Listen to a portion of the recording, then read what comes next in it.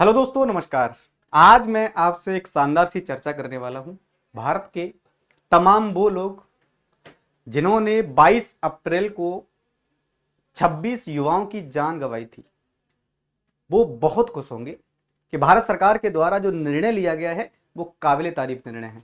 मैं कहता हूं कि भारत ऐसे निर्णय पहली बार नहीं लिया है, पहले भी हम एक शानदार से निर्णय ले चुके हैं, है ना। क्योंकि भारत सरकार जो है कभी भी कमजोर सरकार तो रही नहीं है। भारत जो है कभी भी कमजोर देश तो रहा ही नहीं है। भारत ने हमेशा ईंट का जवाब पत्थर से दिया है।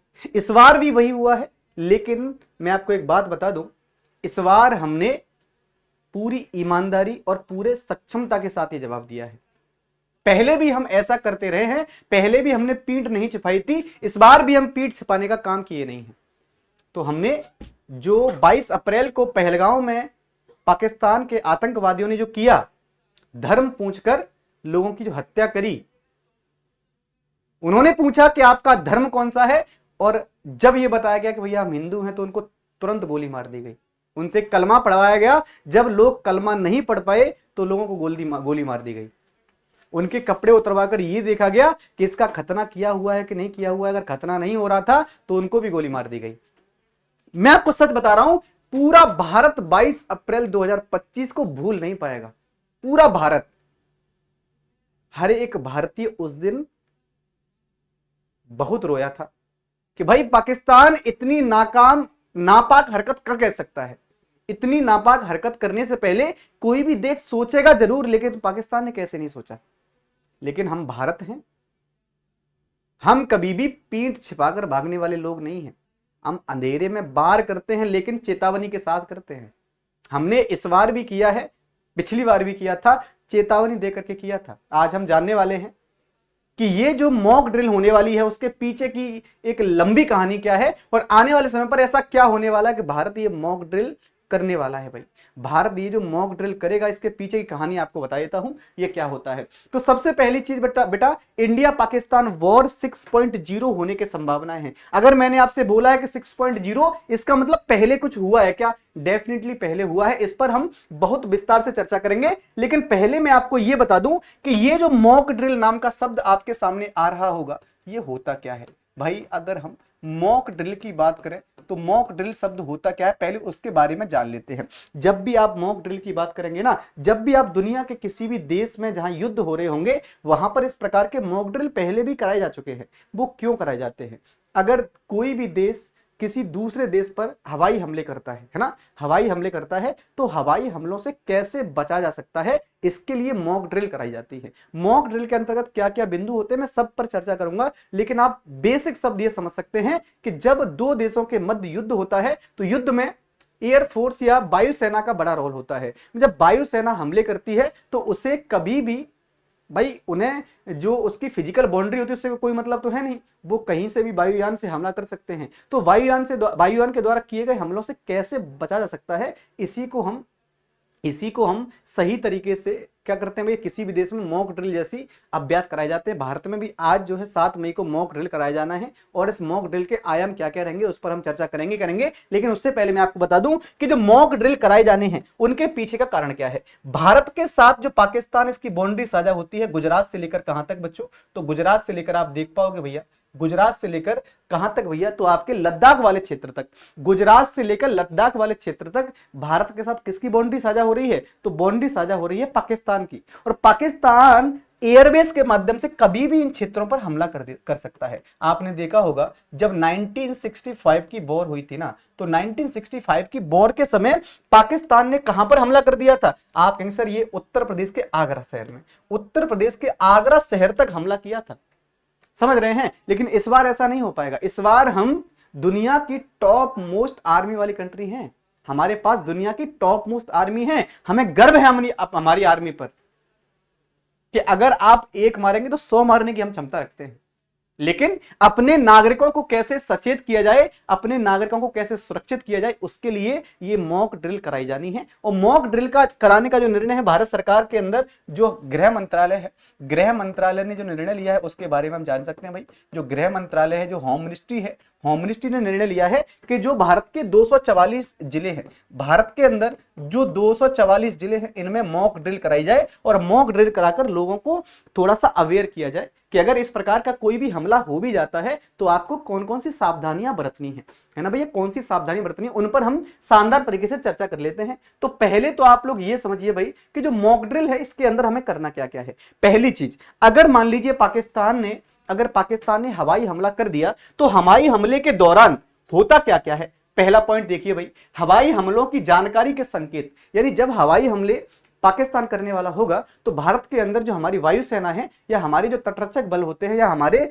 जो बाउंड्री पर लगे फोर्सेज हैं, चाहे वो आईटीबीपी हो या हमारा जो बीएसएफ है या अन्य जो फोर्स हैं, वो क्या करते हैं भैया, एक प्रॉपर सायरन बजाते हैं। उन सायरन बजने के बाद हमें यह संकेत मिलेगा कि पाकिस्तान की आर्मी ने, पाकिस्तान की एयरफोर्स ने हमला कर दिया है। हमला करने के दौरान हमें किन किन चीजों का विशेष ध्यान रखना है।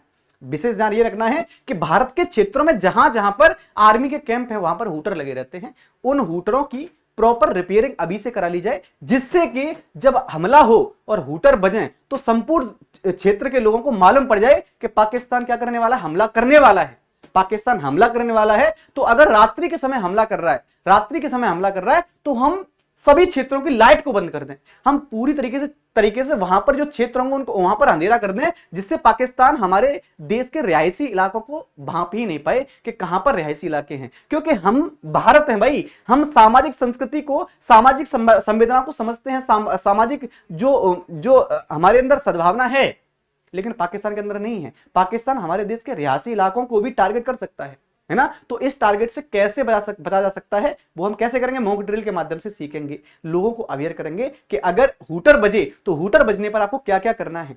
आपके जो हूटर बजने पर आपको क्या करना है भैया, अपने क्षेत्र की लाइट को बंद कर देना है, जिससे कि वो हमारे रिहायशी इलाकों की पहचान ही ना कर पाए। तो पहला मतलब क्या है, हवाई हमलों की जानकारी के संकेत मिलने पर क्या होगा भैया, सायरन बजेगा, और सायरन बजने के बाद क्या करना है, सुरक्षा के, नागरिकों को सुरक्षा के उपाय क्या क्या करने हैं। जैसे मान लीजिए हूटर बजा, हूटर बजने पर आप अपने घर के अंदर चले जाइए, खिड़कियों से दरवाजों से दूर रहिए, कोशिश करिए अपने मोबाइल फोन को पहले चार्ज कर लो। इसलिए भारत सरकार ने बोल भी दिया, गृह मंत्रालय ने, भैया अपने फोन को चार्ज कर लो, अगर बाई चांस लाइट भी हमको बुझानी पड़ी तो इमरजेंसी बेसिस पर हम घर के अंदर मोबाइल की टॉर्च जोड़ सकते हैं, मोबाइल में किसी से संपर्क कर सकते हैं। भारत सरकार के द्वारा अगर कोई भी एसएमएस आपको गुप्त रूप से दिया जाता है तो आप लोग उसको पढ़ करके अवेयर हो सकते हैं। तो ये मोबाइल चार्ज आपको करने हैं। साथ ही साथ कोशिश करनी है कि जो गलत अफवाहें हैं उनसे बचा जा सके। गलत अफवाहें किसी भी प्रकार की अगर आपके पास आती हैं तो उसको इग्नोर मार देना भैया, कि कोई ऐसा कुछ हो ही नहीं सकता कि भारत पर कोई किसी प्रकार का अटैक नहीं कर पाएगा, क्योंकि भारत एक सक्षम देश है ना। इसके बाद देखेंगे भाई, सायरन बजने पर अंधेरा करना है। मैंने आपसे पीछे क्या बोला था, जैसे ही सायरन बजे आपको हूटर की आवाज सुनाई दे, आप अपने एरिया की लाइट बंद कर दो। और आप अगर बंद नहीं कर पाते कोई बात नहीं, जो बिजली विभाग है वो ऑटोमेटिक पूरे क्षेत्र की लाइट को काट देगा। आप लोग अगर आपके अंदर घर के अंदर इन्वर्टर है तो कोशिश करिए इन्वर्टर की लाइट बंद कर दो, क्योंकि ये भारत की सुरक्षा का विषय है। अगर आपके घर में लाइट जल रही है तो जो रडार होते हैं ना, रडार के माध्यम से वो लोग जान लेते हैं कि भैया कि इन क्षेत्र में क्या उजाला, इसका मतलब यहाँ पर रिहायशी इलाका है, यहाँ पर लोग रहते हैं और वो कभी भी हमला कर सकता है, और हमले में सिविलियंस लोगों के मारे जाने की संभावना ज्यादा होती है। तो इस हमलों से कैसे बचा जा सकता है, इसी को लेकर मॉक ड्रिल का आयोजन आज किया जाएगा, 7 मई को किया जाएगा। भारत सरकार ने एडवाइजरी जारी कर दी है और जगह जगह पर बताया है कि हम कहां पर कितने कितने बजे मॉक ड्रिल करने वाले हैं। तो मॉक ड्रिल के अंदर होगा क्या, इसमें सभी की रिस्पॉन्सिबिलिटी है। अगर कोई टीचर पढ़ा रहा है ना, अगर कोई टीचर बच्चों को पढ़ा रहा है तो अपने स्कूल में जाकर बच्चों को अवेयर करो, बताओ कि अगर मॉक ड्रिल के समय हमें करना क्या है। जैसे ही हूटर बजे, जैसे ही हूटर की आवाज आए, आपको 2-3-4 काम ऐसे हैं जो करने हैं। पहली चीज, अगर घर से बाहर हैं तो कोशिश करिए घर के अंदर पहुंचो, सुरक्षित स्थान पर पहुंच जाओ, खिड़कियों से थोड़ा दूर रहिए, घर की लाइट को पूरी तरीके से ऑफ कर देना है, ठीक है। आपके मोबाइल को चार्ज रखना है। मोबाइल को चार्ज इसीलिए रखना है कि अगर भारत सरकार उस समय अगर आपको कोई संदेश देना चाहे, हमारे देश की जो गृह मंत्रालय अगर आपको कोई संदेश देना चाहे तो इजीली आप तक पहुंच पाए और आप लोग उसको पढ़ करके अवेयर हो जाए। इन सभी चीजों को ध्यान में रखना है। साथ ही साथ अपने आसपास के लोगों को अवेयर करना है। इसके जो नुकसान है कोई भी नहीं है। भारत के अंदर वायु हमले से बचने के लिए सब किया जा रहा है, ठीक है भाई। इसके बाद देखो कि सर भारतीय युद्ध अस्त्रों की सुरक्षा करनी है। देखिए आपने देखा होगा 1965 का जब वॉर हुआ था ना, तो पाकिस्तान ने आगरा के ताजमहल पर आक्रमण करने की कोशिश करी थी। आगरा के ताजमहल पर पाकिस्तान कहां पर हवाई हमले कर रहा, ताजमहल के आसपास। लेकिन ताजमहल पर हवाई हमला क्यों नहीं हो पाया था? क्योंकि लाइट बंद थी, इसीलिए बम कहां पर गिरा? आगरा के खेरिया एयरपोर्ट पर गिरा। ऐसे हमले पाकिस्तान कर सकता है, तो इस हमलों से बचने के लिए हम आज मॉक ड्रिल का आयोजन कर रहे हैं। और ऐसा मॉक ड्रिल पहली बार नहीं हो रहा है, हमने 1971 में भी किया था। 1971 में जब पाकिस्तान से युद्ध हो रहा था तो मॉक ड्रिल का आयोजन हमने किया था, और ऐसा मॉक ड्रिल दूसरी बार अब हो रहा है। अब दूसरी बार होने का मतलब समझ रहे हैं कि युद्ध के संकेत तो हैं, युद्ध के संकेत तो हैं, बड़े पैमाने पर संकेत हैं। भारत कोशिश करेगा कि इस बार पाकिस्तान को सही से सबक सिखाया जा सके। क्यों? क्योंकि एक व्यक्ति होता है लापरवाह, और एक व्यक्ति लापरवाह बार बार लापरवाह कर करके वो क्या कर दे भाई, वो उन सीमा को पार कर दे, तो उसको सबक सिखाना थोड़ा सा जरूरी हो जाता है। तो पाकिस्तान को इस बार हो सकता है कि इस बात का आभास हो जाए कि भारत जो है कोई ऐसा देश नहीं है कि अगर आप लगातार उस पर वार करते रहेंगे तो हम सुनेंगे नहीं।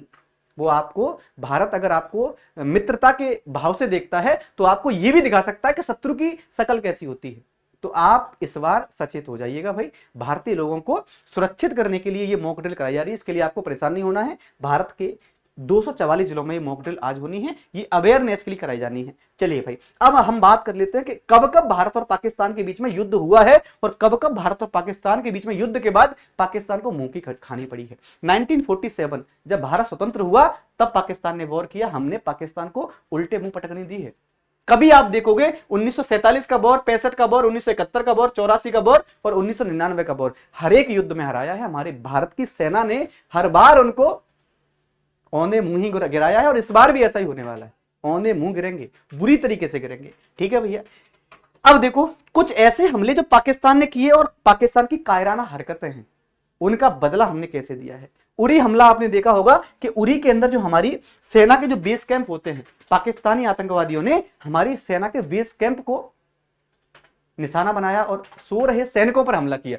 तंबू में आग लगा दी, जो कैंप होता उसमें आग लगा दी, और भारतीय सैनिक झुलस करके मरे थे।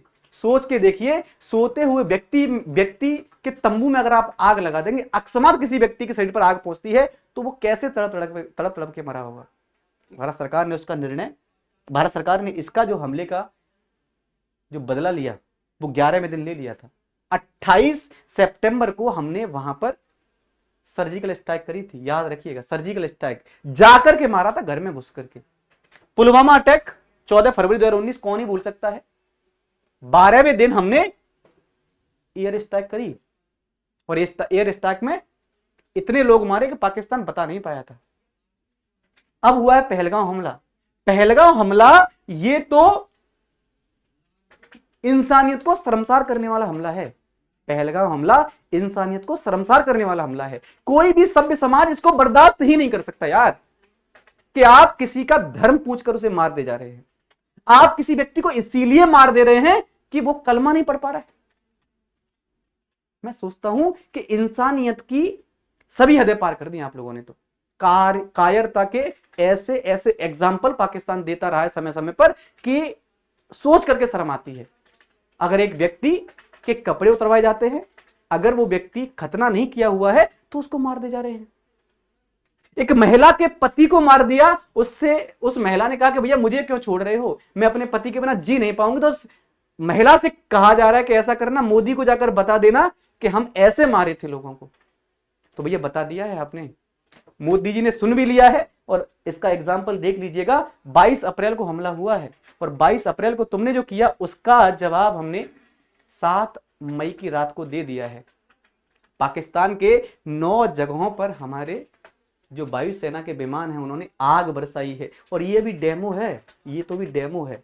आगे आगे देखिए होता है क्या, क्योंकि आपने जो किया है वो बर्दाश्त से तो बाहर था ही था, ये कभी बर्दाश्त किया जाने वाला भी नहीं था, और ना भारत के द्वारा किया जाएगा।